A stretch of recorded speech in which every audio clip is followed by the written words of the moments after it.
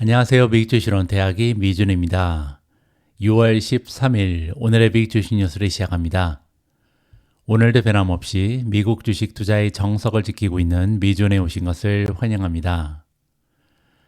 오늘은 방송 녹화를 막 시작하는데요. 갑자기 카메라가 작동을 하지 않더라고요. 그래서 굉장히 당황도 하고 심란했습니다.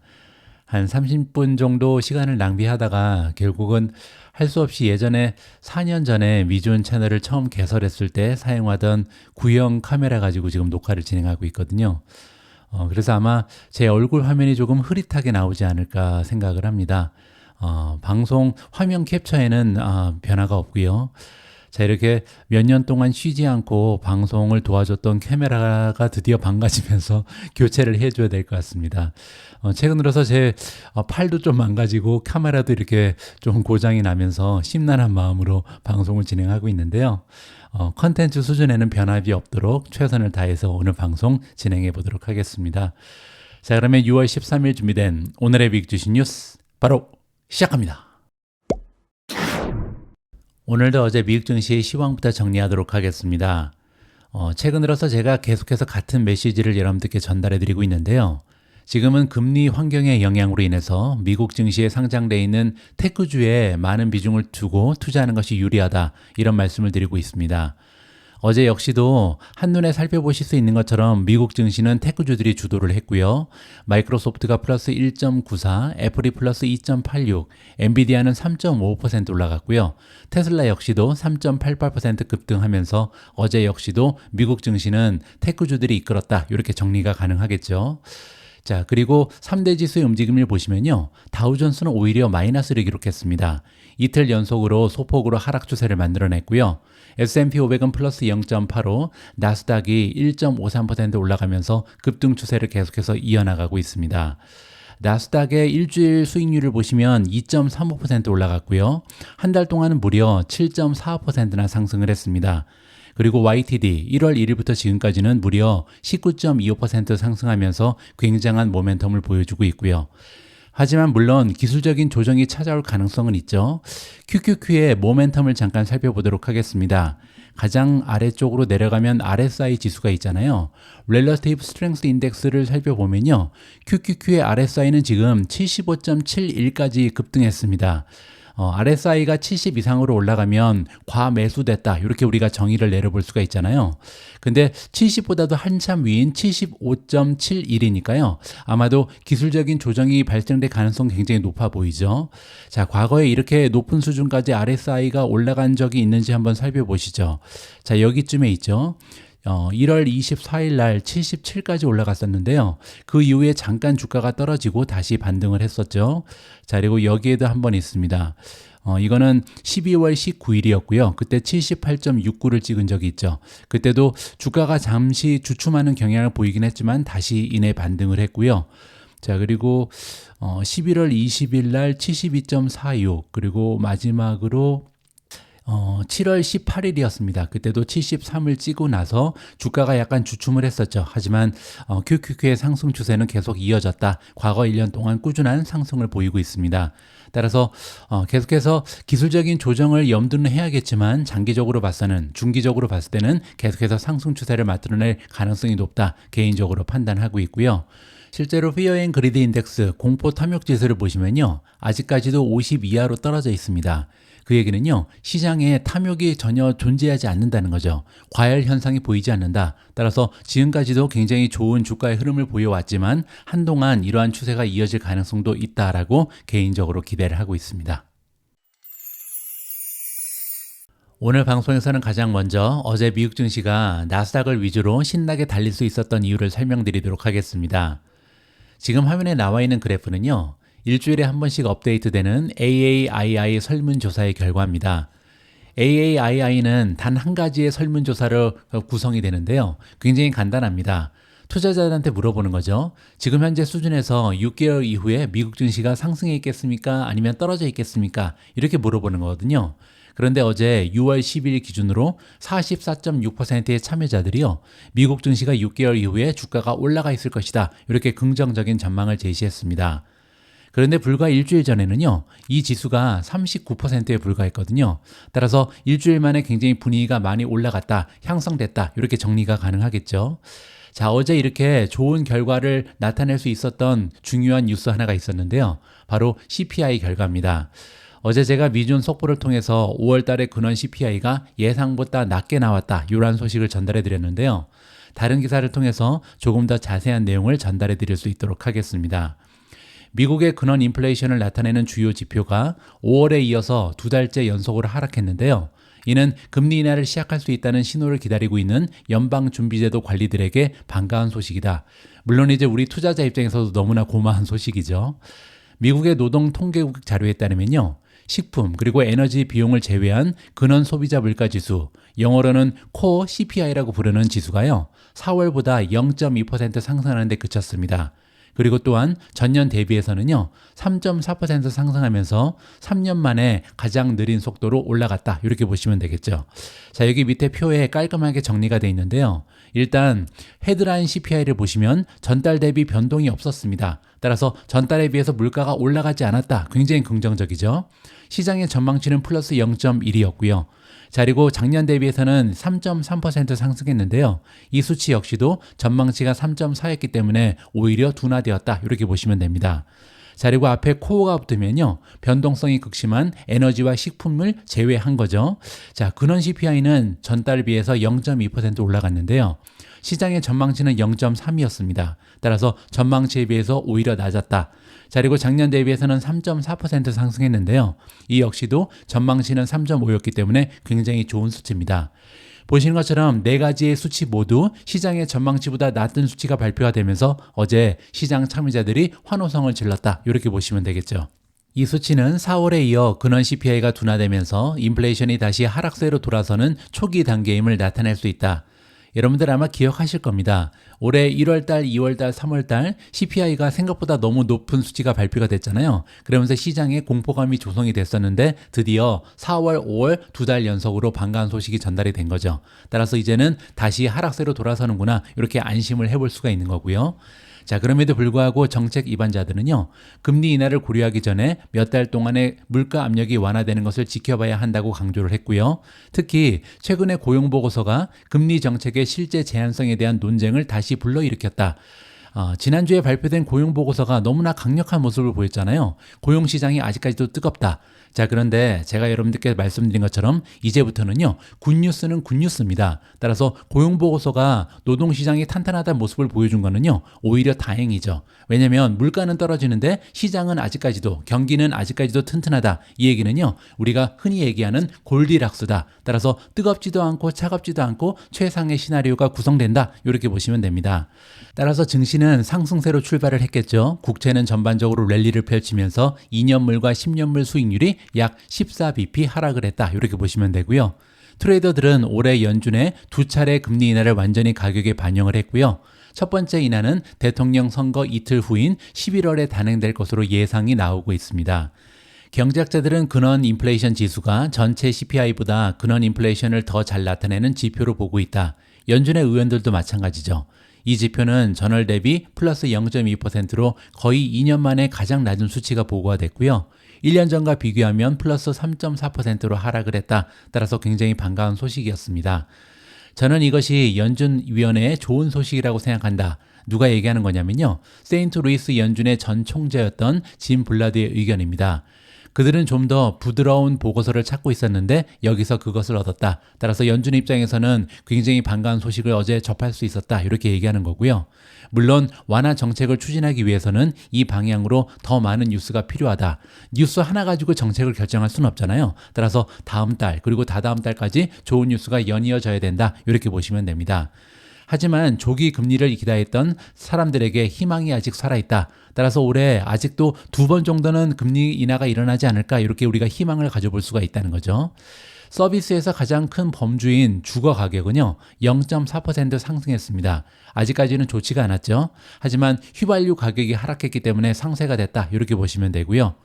블룸버그 계산에 따르면 주택과 에너지를 제외한 서비스 물가는요, 4월과 거의 변동이 없었습니다. 그리고 2021년 9월 이후에 가장 약세를 보였다.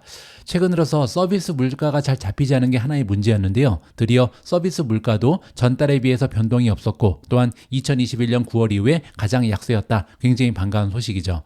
중앙은행가들은 연준의 위원들은 국가의 인플레이션 궤적을 평가할 때 이러한 지표를 살펴보는 것이 중요하다고 강조합니다. 하지만 그들은 별도의 지수를 기반으로 계산한다라고 나와 있는데요. 그 유명한 PCE죠. 개인 소비 지출이라고 부르는 거죠. 자, 이 물가지수로 알려진 지표는 CPI만큼 주거비에 큰 비중을 주지 않는다.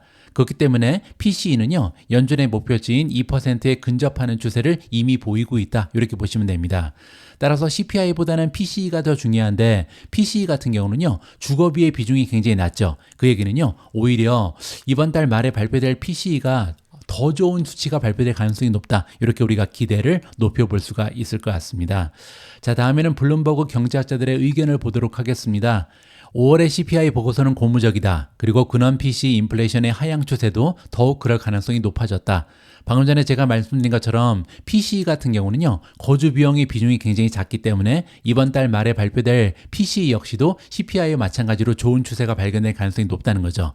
올 여름에도 비슷한 보고서가 잇따라 발표될 것으로 예상이 된다. 따라서 다가오는 미래에도요, 6월달, 7월달, 8월달 계속해서 좀 낮은 인플레이션 수치가 보고가 되면서 드디어 금리 인하로 접어들 것이다. 이렇게 긍정적으로 예상을 하고 있습니다. 연준이 9월 달에 금리 인하를 시작할 수 있는 발판이 마련된 것으로 보인다. 따라서 빠르면요, 9월 달에도 금리 인하가 가능하다라는 굉장히 반가운 소식입니다. 제가 봤을 때는요, 9월이 아니라도 좋죠. 11월, 12월 이렇게 두 번만 인하를 해도 시장에서는 굉장히 좋은 효과가 발휘되지 않을까 기대를 하고 있습니다. 어제는 미국 증시에 참여하고 있는 투자자 입장에서는 정말 중요한 날이었습니다. CPI 결과뿐만 아니라 연준의 FOMC 미팅이 끝나는 날이었거든요. 그리고 드디어 우리가 기대하고 있었던 연준의 점도표가 발표가 됐고요.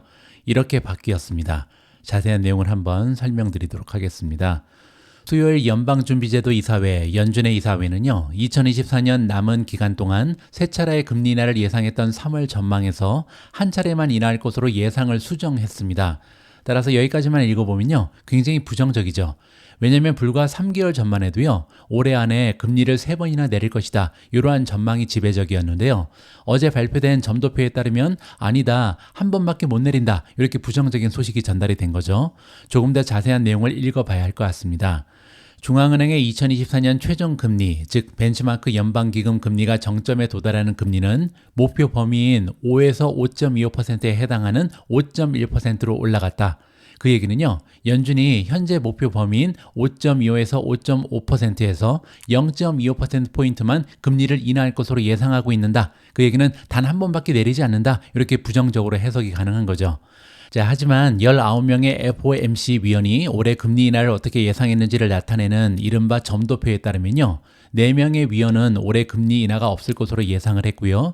7명의 위원은 한 차례 인하를 예상했다. 그리고 나머지 8명의 위원은요, 2024년에 2차례 금리 인하를 예상했습니다.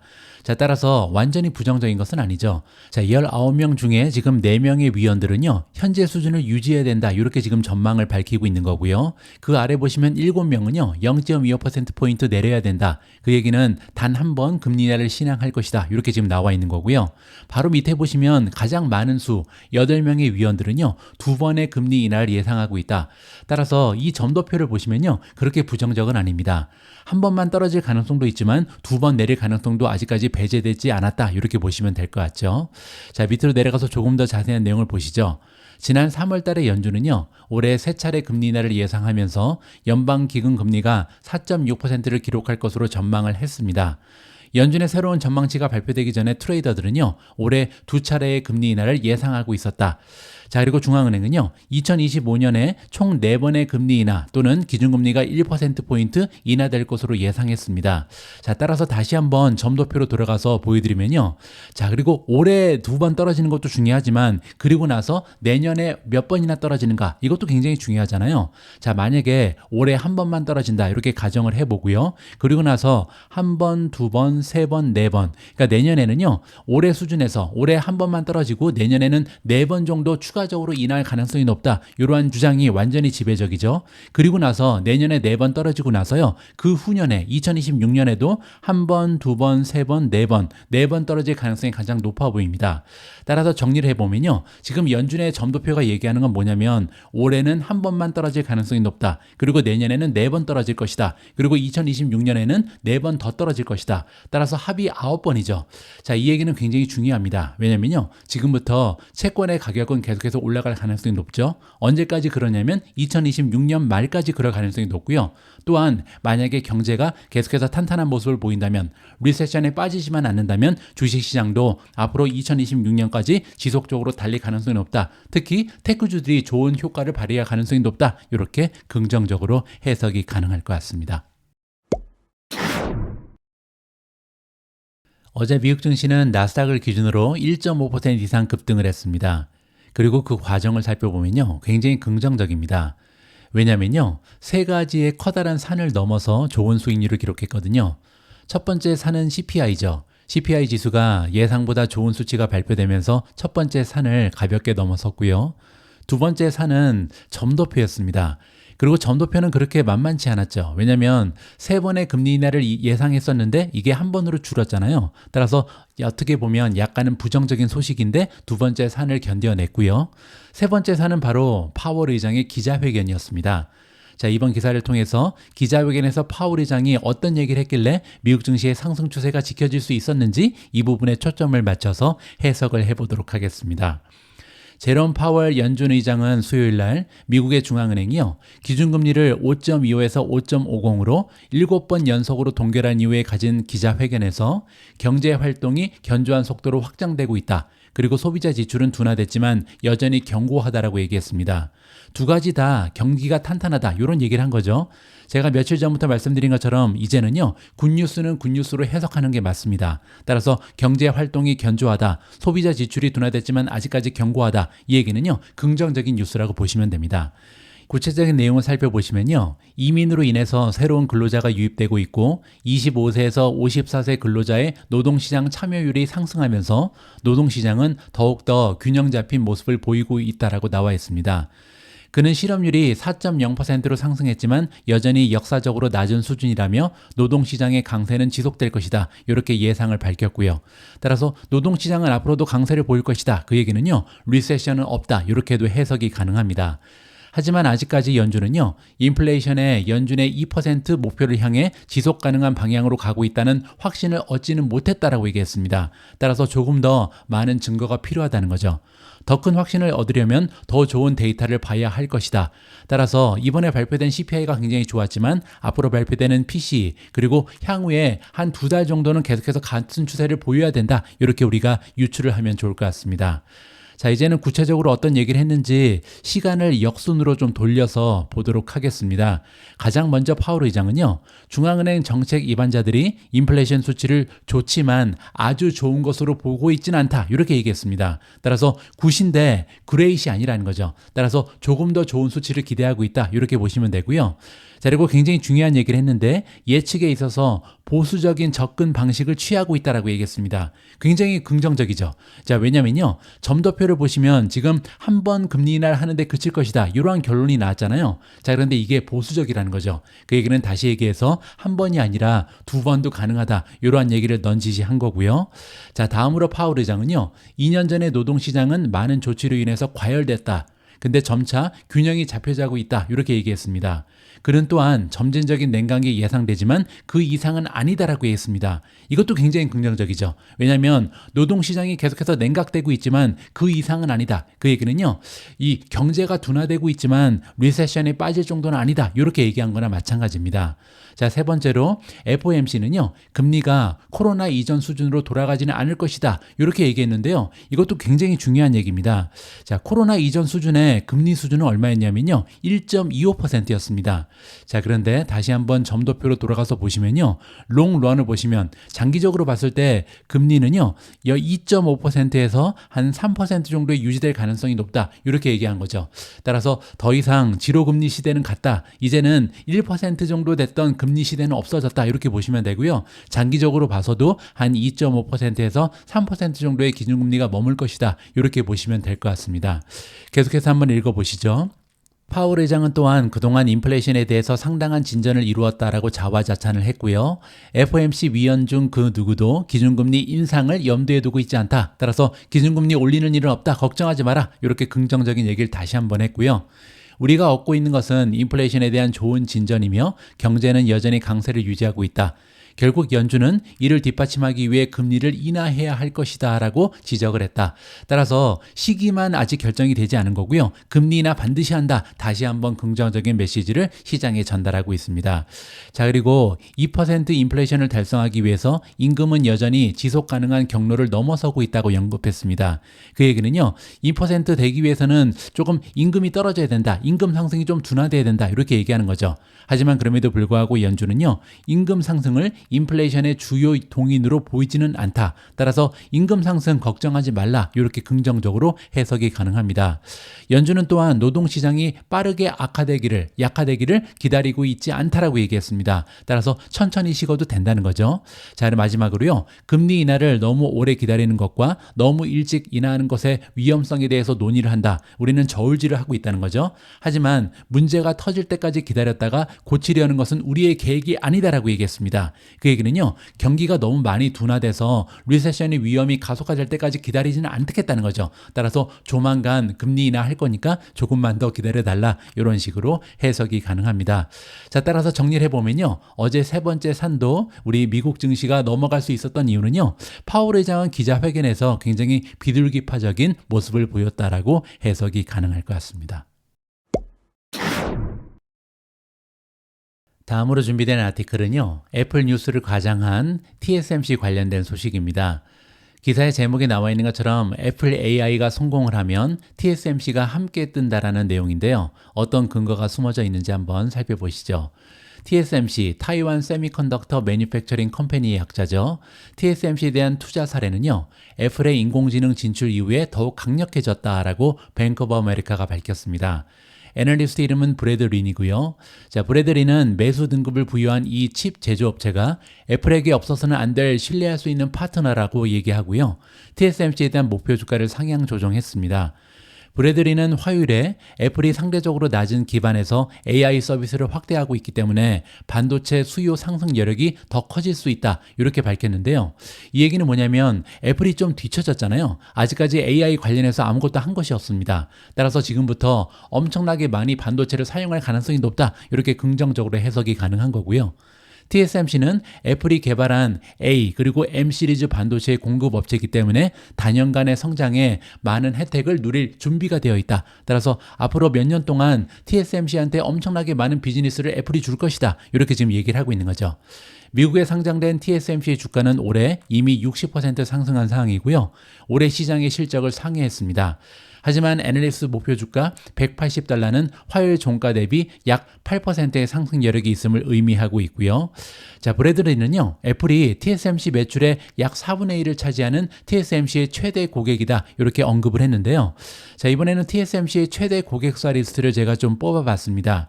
그 기준은 2023년이고요. 상위 7대 고객사 이름을 보시면요. 애플, 엔비디아, AMD, 퀄컴, 미디어텍, 브로드컴, 그리고 인텔 이렇게 7개의 종목, 이렇게 7개의 기업이요. TSMC에 가장 많은 매출을 기여한다. 이렇게 보시면 됩니다. 자, 그런데 탑3를 보시면 애플이 25%고요. 엔비디아가 11%의 매출을 담당하고 있고요. AMD가 7%를 담당하고 있습니다.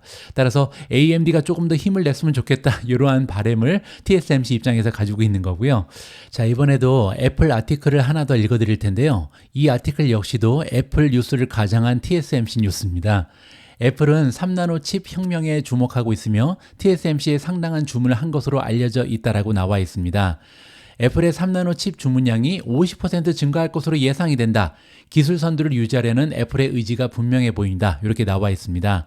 이 강력한 파트너십은요, 향후에 출시될 아이폰 16, 아이폰 16 플러스 기기용 A18 칩셋 시리즈에서 획기적인 성능과 효율성을 제공하기 위한 애플의 노력을 강조한다.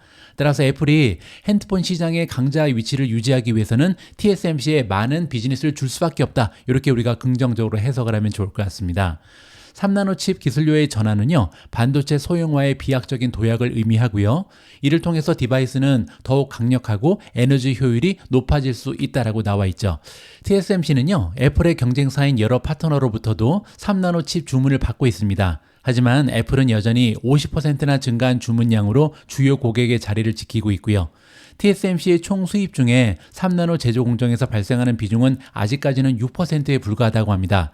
하지만 앞으로는요, 주문이 급증하면서 그 비율이 크게 증가할 것이다. 따라서 첨단 반도체에 대한 주문이 점점 더 늘어난다는 것은요, 마진도 올라갈 가능성이 높고 매출도 따라서 향상될 것이다. 이렇게 우리가 긍정적으로 해석을 해볼 수가 있겠죠. 자, TSMC의 모멘텀을 다시 한번 체크해 보도록 하겠습니다. 전체 26가지의 모멘텀 지표 중에 매도를 주장하는 지표는 단 한 가지도 없고요. 10가지는 중립, 그리고 16가지는 매도를 위치고 있다. 따라서 아직까지도요, TSMC의 주식 모멘텀은 너무나도 훌륭하다. 이렇게 마무리가 가능합니다. 다음으로 준비된 기사 역시도 굉장히 흥미진진한 내용입니다. 마침내 강 세장과 함께 달릴 준비가 된 소형주라는 제목인데요. 만약에 소형주가 지금부터 달릴 수 있다면 최선의 투자 방법에는 어떤 것들이 있는지 함께 공부해 보도록 하겠습니다. 수요일 아침 투자자들은 완만한 인플레이션 데이터에 환호했다. 그리고 증시는 전반적으로 상승했죠. 하지만 여기서 주목할 점이 있는데요. 바로 러셀 2000 지수입니다. 이 지수는 대부분 미국 최고의 소형주 기업으로 구성된 지수다. 러셀 2000은요, 이제 미국의 시가총액 기준으로 3,000대 기업이 있죠. 이 3,000대 기업 중에 1등부터 1,000등까지는 러셀 1000이라고 부르고요. 1001등부터 3000등까지가 모여져 있는 이러한 지수라고 보시면 됩니다. 따라서 소형주가 많이 들어가 있는 대표적인 미국 증시의 인덱스다. 이렇게 보시면 되고요. 이 러셀 2000이 소비자 물가지수 발표 이후에 대형주 중심의 지수를 능가하는 성과를 보였다고 합니다. 따라서 어제 전반적으로 S&P 500, 나스닥 모두 올라갔지만 러셀 2000이 굉장히 좋은 상승 추세를 기록했다. 이렇게 보시면 되죠. 물론 황소 울음소리를 낸 소년의 사례일 수 있다라고 재미있게 표현했는데요. 이건 이제 과도한 기대감이 들어갈 수 있다. 아직까지 너무나 긍정적인 생각일 수 있다. 이렇게 얘기하는 거죠. 하지만 그럼에도 불구하고 소형주도 드디어 올해 상승장에 본격적으로 합류할 준비가 된 것으로 보인다라고 이번 기사에서는 전망을 하고 있습니다. 수요일 날 러셀 2000 지수는요, 1.62% 상승했습니다. 반면 다우존스는 0.09% 떨어졌고요. S&P 500은 0.85% 올라갔죠. 나스닥은 플러스 1.53. 따라서 3대 지수보다 러셀 2000의 상승 추세가 더 도왔다. 이렇게 보면 되겠죠. 장기적인 고금리 환경은요, 2024년 현재까지 소형주에게 도움이 되지 않았다. 자, 그렇기 때문에 올해 들어서 대형주 대비해서 소형주의 퍼포먼스가 굉장히 좋지가 않은 거죠. 올해 초만 해도요, 많은 투자자들은 2024년에 연준이 5차례에서 6차례 정도 금리를 인하할 것으로 예상하고 있었습니다. 그때만 해도 분위기 좋았죠. 그래서 소비자 지출을 촉진하고 미국의 소규모 기업들의 매출과 수익 성장에 도움이 될 수 있는 상황을 기대하고 있었습니다. 자, 그런데 갑자기 1월달, 2월달, 3월달 CPI가 굉장히 높게 발표가 되면서 이러한 기대감이 무너졌잖아요. 하지만 이제 한두 번 정도는 운이 좋아야 인하할 것이다. 따라서 올해 말까지 많으면 2번, 그리고 적으면 1번 정도 금리 인하가 예상되는 상황입니다. 자, 그렇지만 이는 소형주를 침체에서 벗어나게 하기에 충분할 수 있다. 따라서 금리 인하가 시작될 수만 있다면요, 한 번도 충분하다. 이렇게 얘기하는 거죠. 자, 왜냐하면요, 금리 인하 사이클에서는 수익성 있는 소형주가 더 잘 작동하는 경향이 있었다고 합니다. 통계적으로 그렇다는 거죠. 매누라이프 인베스트먼트 매니지먼트의 최고 투자 책임자인 네이트 루프트의 의견이고요. 자, 그리고 또 다른 전문가가 나오는데요. NFJ 투자그룹의 최고 투자 책임자인 존 모레이의 의견에 따르면요, 특히 소형 가치주가 굉장히 매력적으로 보인다고 하는데요. 2000년 말 이후에 장부 가격 대비 주가 기준 PBR을 얘기하는데요. Price to Book Ratio죠. 여기서 얘기하는 북이라는 것은 장부상 가치, 즉 기업이 가지고 있는 자기 자본을 얘기합니다. 이거를 기준으로 했을 때 소형주가 S&P 500 주식에 비해서 이렇게 저렴했던 적은 역사적으로 없었다. 따라서 25년 만에 소형주에 투자할 수 있는 기회가 찾아왔다. 이렇게까지도 해석이 가능한 거죠. 자, 그는요, 연준의 최종 금리 인하는 투자자들이 시장을 지배하는 대형주에서 소형 가치주로 자금을 옮기는 촉매제가 될 것이다라고 주장을 하고 있습니다. 존 머레이에 따르면요, 미국의 20대 기업에서 다른 주식으로 투자 자금이 조금만 이동을 해도 시가총액이 낮은 주식에 커다란 영향을 미칠 수 있다. 이 부분은 굉장히 중요한 포인트인 것 같습니다. 따라서 많은 자금이 옮겨갈 필요도 없는 거죠. 뭐 예를 들어서 엔비디아 주식에 들어가 있는 자금 중에 한 5%만 소형주로 옮겨가도 그게 이제 소형주 입장에서는 많은 주가의 상승을 도모하는 데 도움이 된다. 이렇게 우리가 이해를 하면 좋을 것 같습니다. 자, 또한 소형주는요, 일반적으로 S&P 500 주식보다 부채가 많은 지역은행 그리고 기업에 대한 노출이 크기 때문에 연준 정책의 영향을 불균형적으로 받아왔다. 지금까지 주가 흐름이 좋지 않았던 이유가 바로 이거라는 거죠. 금리가 높게 되면요, 아무래도 이 지역은행 그리고 기업에 대한 노출이 크기 때문에 주가의 상승을 도모할 수 없었다. 금리 영향에 굉장히 노출이 많이 돼 있었다. 이렇게 보시면 되고요. 따라서 역으로 얘기하면 금리 인하가 시작되게 되면요, 소형주에는 순풍이 불 것이다. 이렇게 정리가 가능합니다. 자, 그런데 또 하나의 중요한 정보가 있는데요. 소형주 투자자들한테 한 가지 위험 요소가 있다고 합니다. 그건 뭐냐면요, 이달 말에 러셀 2000 지수는 연례 재구성을 통해서 리밸런싱을 통해서 지수에 새로운 종목을 추가하고 더 이상 소형주로 간주되지 않는 일부 종목을 제외할 예정이라고 합니다. 자, 그 얘기는요, 인공지능 서버 제조업체인 슈퍼 마이크로 컴퓨터 그리고 비트코인 투자자인 마이크로 스트래티지가 러셀 2000에서 빠져나간다고 합니다. 따라서 이 두 종목이요, 지금 현재 시가총액 기준으로 1위와 2위를 차지하고 있거든요. 따라서 러셀 2000에서 가장 중요한 종목 두 개가 러셀 2000에서 빠져나가서 러셀 1000으로 편입된다. 이렇게 이해가 가능하겠죠. 자, 하지만 투자자가 소형주 노출을 위해서 러셀 2000에만 의존할 필요는 없다라고 합니다. 굉장히 반가운 소식이죠. S&P 600도 있다. 자, S&P 600은요, 수요일에 1.65% 급등을 했고요. 러셀 2000 지수와 마찬가지로 올해 대형주보다 뒤처져 있고요. 잠재적으로 더 많은 상승 여력이 남아 있다라고 진단이 나오고 있습니다. 자, 그래서 이번에는 러셀 2000이 아니라 S&P 600은 또 뭔지 우리가 좀 자세한 내용을 살펴봐야겠죠. S&P 600은요, 미국 내 소규모 자본, 소형주 기업의 실적을 추적하는 지수다. 이렇게 보시면 되고요.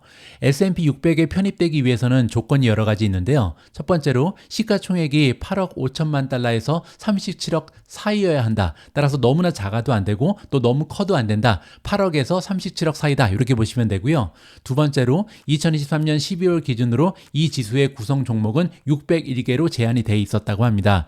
자, 그리고 편입 자격을 갖추려면 가장 최근 분기 그리고 4분기 동안 보고된 수익이 플러스여야 한다. 따라서 소형주 중에는요, 적자 기업이 굉장히 많은데 S&P 600에 들어가기 위해서는요, 적자 기업은 포함이 될 수 없다는 거죠. 따라서 재무적인 생존력이 보장되는 훌륭한 기업들이다. 이렇게 보시면 될 것 같습니다. 자, 그래서 이번에는요, 과연 소형주에 투자하는 최고의 방법은 뭔지 비교 분석을 잠깐 해보면 좋을 것 같은데요. 제가 좀 4가지의 ETF를 가지고 이미 프로파일 분석을 해봤습니다.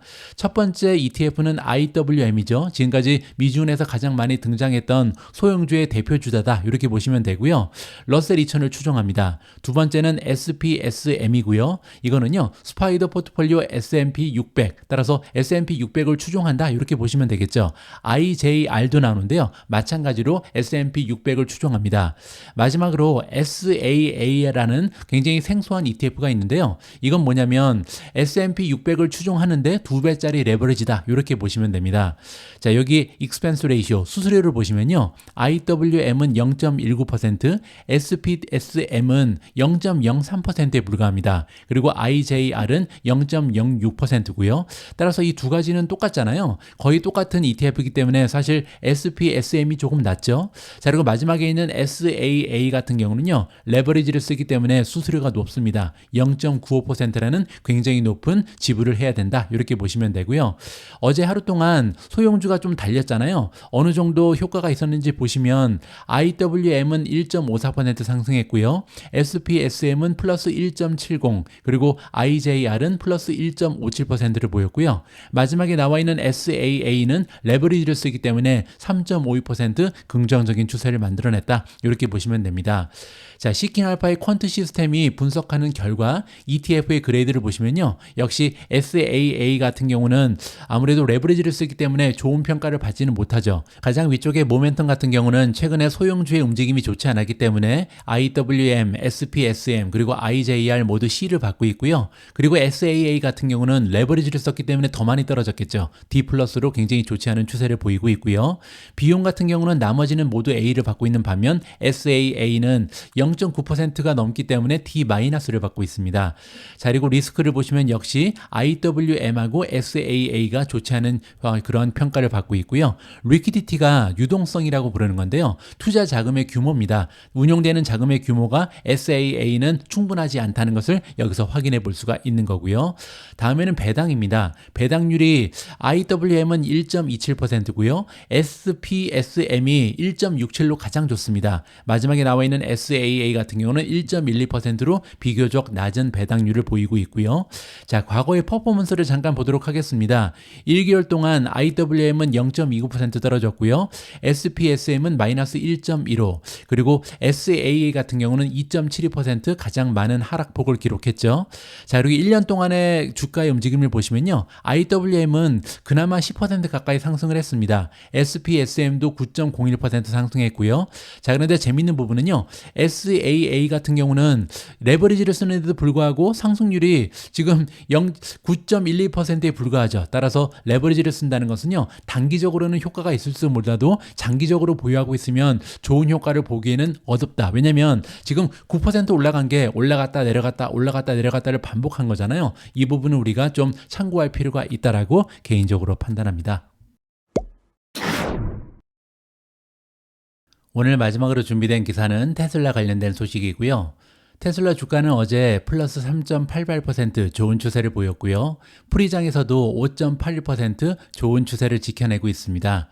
자, 이렇게 테슬라의 주가 흐름이 좋은 이유는 두 가지가 있는데요.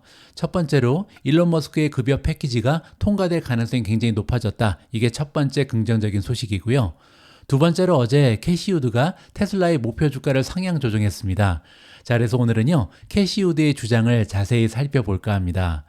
수요일날 캐시우드의 아크는요, 업데이트된 테슬라 가치 평가를 발표했는데요. 새로운 목표 주가는 무려 2029년을 기준으로 2,600달러를 제시하고 있습니다. 이는 테슬라의 가치를 8조 달러 이상으로 평가하는 셈이고요. 아크인베스트가 예상하고 있는 테슬라의 2029년 예상 잉여 현금 흐름인 3천억 달러의 27배에 거래되는 셈이다. 이렇게 계산이 나와 있습니다. 이러한 목표 주가는요, 향후 5년 동안 무려 15배의 증가를 의미하는 놀라운 수치죠. 따라서 매년 테슬라의 투자 수익률은 72%를 찍을 수 있다. 이렇게 주장을 하고 있습니다. 엄청난 수치입니다. 하지만 그럼에도 불구하고 과거에는요, 테슬라가 이러한 상승세를 보인 적이 있거든요. 테슬라 주식은 지난 5년 동안 약 12배 성장을 했고요. 연평균 수익률이 거의 65%에 달합니다. 따라서 과거에도 이렇게 좋은 주가의 상승을 도모했기 때문에 앞으로도 가능하지 않을까 이렇게 기대를 해볼 수가 있다는 거죠. 한편 테슬라 베어 케이스는 지금 2,000달러가 제시가 되고 있고요. 불 케이스는 3,100달러입니다. 그 얘기는요. 캐시우드가 볼 때 평균적으로는 지금 2,600달러가 목표 주가인데 만약에 좀 예상보다 주가가 떨어지게 되면 2,000달러에 머무를 것이다. 이렇게 얘기하는 거고요. 불 케이스라는 것은 만약에 최상의 시나리오가 구현이 되면 3,100달러도 가능하다. 굉장한 수치가 나오고 있는 거죠. 하지만 이렇게 높은 주가에 대해서 놀랄 필요는 없다. 그 얘기가 뭐냐면요. 캐시우드의 테슬라 목표 주가는 계속해서 오르는 경향이 있다고 합니다. 아크의 2023년 목표 주가, 작년에 제시했던 테슬라의 목표 주가는 2027년 기준으로 2,000달러였고요. 그리고 이 수치는 2022년에 1,533달러, 그리고 2021년에 1,000달러에서 계속해서 상향 조정된 거라고 합니다. 이전의 목표치는 테슬라의 주식 분할에 따라서 이미 조정이 됐고요. 지난해 발표됐던 2,000달러의 목표 주가는요, 2026년이 기준이었습니다. 그리고 3년 전에 발표됐던 1,000달러 같은 경우는 2025년이 기준이었고요. 자, 그 얘기는요, 두 가지의 문제점이 지금 발견이 되는데, 첫 번째로 3년 전에 발표됐던 1,000달러는요, 지금 2025년이기 때문에 내년에 달성이 돼야 되잖아요. 지금 현재 주가의 수준을 봤을 때 한 5배에서 6배 올라야 1,000달러가 가능한데, 과연 한 1년 후에 1,000달러가 달성 가능한 목표인지 이러한 의구심이 들고요. 자, 그리고 두 번째 문제는 뭐냐면요. 계속해서 매년 목표 주가를 제시하면서 기간을 5년씩 늘리고 있습니다. 그 얘기는요, 항상 5년 이후를 얘기하는 거죠. 따라서 제가 어제 방송에서 말씀드린 것처럼 지금 현재는 세상이 너무나 빨리 지나가는 시대에 돌입을 했기 때문에 우리가 당장 6개월 후, 1년 이후에 어떤 일이 일어나긴지 이거를 예상하기도 어렵잖아요. 그런데 캐시우드는 계속해서 5년 이후를 예상하면서 테슬라의 목표 주가를 제시한다. 이 부분은 조금 부정적으로 개인적으로 판단합니다. 자, 계속해서 한번 읽어보시죠. 월가의 테슬라 목표 주가는 캐시우드의 목표와 같은 방향으로 가지고 있지 않다라고 합니다. 거꾸로 가고 있다는 거죠. 애널리스트의 평균 목표 주가는요, 주당 183달러로 1년 전보다 10달러가 오히려 하락했습니다. 따라서 지금 월가의 평균적인 목표 주가는 오히려 하락했는데 캐시우드는 계속해서 올리고 있다. 이렇게 볼 수가 있는 거죠. 경쟁 심화, 금리 인상, 전기차 수요 성장 둔화 등이 월가에서 더욱 신중한 태도를 보이는 이유다. 이렇게 정리가 가능하고요. 하지만 캐시우드는요, 이러한 악재들을 신경 쓰지 않는 것으로 보입니다. 그 이유는 뭐냐면요, 캐시우드의 테슬라 가치 대부분은 테슬라가 제공할 계획이지만 아직까지는 만들지 못한 자율주행 자동차에서 비롯되기 때문이다. 자, 이게 무슨 얘기인지 한번 보시죠. 결정적으로 캐시우드는요, 테슬라가 향후 2년 이내에 로보택시 서비스를 출시할 것으로 믿고 있고요. 그리고 만약에 최악의 상황이라도 테슬라가 5년 이내에 로보택시 서비스를 출시하지 못할 확률은 극히 미미하다. 이렇게 주장을 하고 있습니다. 향후 5년 이내에 로보택시 네트워크를 출시할 수 있다는 테슬라의 능력에 대한 자신감이 상당히 높아졌다. 이렇게 보고서에서 밝히고 있고요. 아크인베스트는요, 다가오는 8월 8일 로보택시 이벤트, 그리고 최근에 무료 완전 자율주행 시험, 그리고 중국에서 FSD를 판매하는 테슬라를 자신감이 높아진 이유로 손꼽았다. 세 가지 이유를 제시하고 있는 거죠. 테슬라의 비즈니스 모델은요, 모든 자동차가 AI 기반의 현금 흐름 창출 기계가 되면서 일회성 차량 판매에서 반복적인 수익 기반으로 전환될 것이다 라고 전망을 제시하고 있습니다. 자, 아크인베스트는요, 2029년 테슬라의 기업 가치와 수익의 거의 90%가 로보택시 사업에서 발생할 것이다. 이렇게 예상을 하고 있습니다. 따라서 자동차에서 들어오는 매출은 10%밖에 되지 않는다는 거죠. 캐시우드의 목표는요, 자율주행차를 실현하지 않게 되면 주당 350입니다. 따라서 자율주행 때문에 2600이 나오는 거고요. 자율주행이 실현되지 않으면 주당 350이 목표 주가다. 이렇게 지금 우리가 이해를 해볼 수가 있는 거죠. 2029년에 만약에 350달러가 달성이 되게 되면요, 투자자들은 그래도 연평균 15%의 수익을 얻을 수 있다. 나쁘지 않은 투자처다. 이렇게 보실 수가 있겠죠. 자, 어쨌든 캐시우드의 분석으로 테슬라 주가는 어제 상승세를 보였다라고 정리가 나와 있습니다. 저희 개인적인 의견을 좀 피력드리도록 하겠습니다. 물론 이제 여러분들 중에 저희 개인적인 의견을 듣고 싶지 않은 분들도 계시겠지만 저는 개인적으로 두 가지 정도의 문제점을 좀 제시하고 싶은데요. 첫 번째 문제점은 뭐냐면요, 작년에도 아크인베스트에서는 테슬라를 분석해서 목표 주가를 제시했었습니다. 그리고 지금 1년이 지난 지금 현재 시점에서 다시 한번 목표 주가를 제시했는데요, 그 목표 주가가 오히려 올라갔죠. 저는 이게 상식적으로 말이 되지 않는다라고 생각합니다. 왜냐면요, 작년에도 캐시우드는요, 테슬라의 자율주행에 대해서 굉장히 긍정적인 전망을 제시했거든요. 따라서 작년에 우리가 가지고 있었던 테슬라의 논리는요, 일단 전기 자동차도 굉장히 좋은 성장 추세를 보일 것이다. 플러스 자율주행이었습니다. 자, 그런데 올해 같은 경우는요, 상황이 많이 바뀌었잖아요. 지금 전기자동차에 대한 미래는 굉장히 암울해졌습니다. 작년에 우리가 가지고 있었던 그러한 기대치보다는 많이 떨어졌잖아요. 그리고 이제 자율주행은 건전한 거죠. 자, 문제는요, 작년하고 비교했을 때 자율주행의 미래는 똑같다. 그런데 전기차에 대한 미래는 하락했기 때문에 목표 주가는 작년에 비해서 오히려 떨어지는 것이 상식적으로 더 말이 되지 않을까, 이러한 의견을 말씀드리고 싶고요. 자, 두 번째는요, 테슬라의 기업 가치와 수익의 거의 90%가 로보택시 사업에서 발생할 것이다. 이러한 예측인데요. 저는 로보택시 사업이 활성화되면 과연 그만한 매출, 수익이 발생할 수 있을까? 여기에 대한 의구심이 있습니다.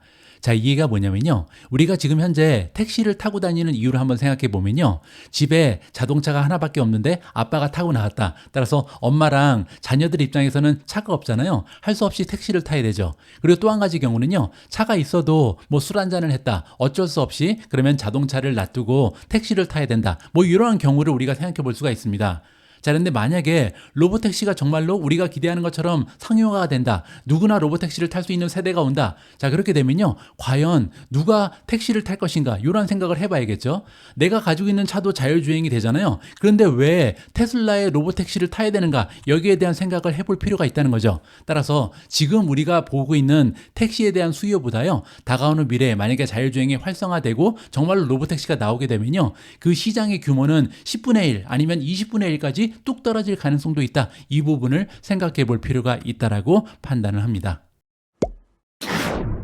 6월 13일 오늘의 빅 주식 뉴스는 여기까지입니다. 오늘 방송도 마지막까지 함께 해주셔서 감사합니다. 오늘 방송이 여러분들 투자 활동에 작은아마 도움이 됐다면 여러분들의 소중한 좋아요 그리고 댓글 꼭 부탁드립니다. 저는 내일도 여러분들 투자 활동에 도움될 수 있는 다양한 정보 모아서 다시 찾아뵙겠습니다. 우리 모두가 미국 주식 투자로 은퇴하는 그날까지 다 함께 화이팅입니다. 행복한 하루 되세요. 감사합니다.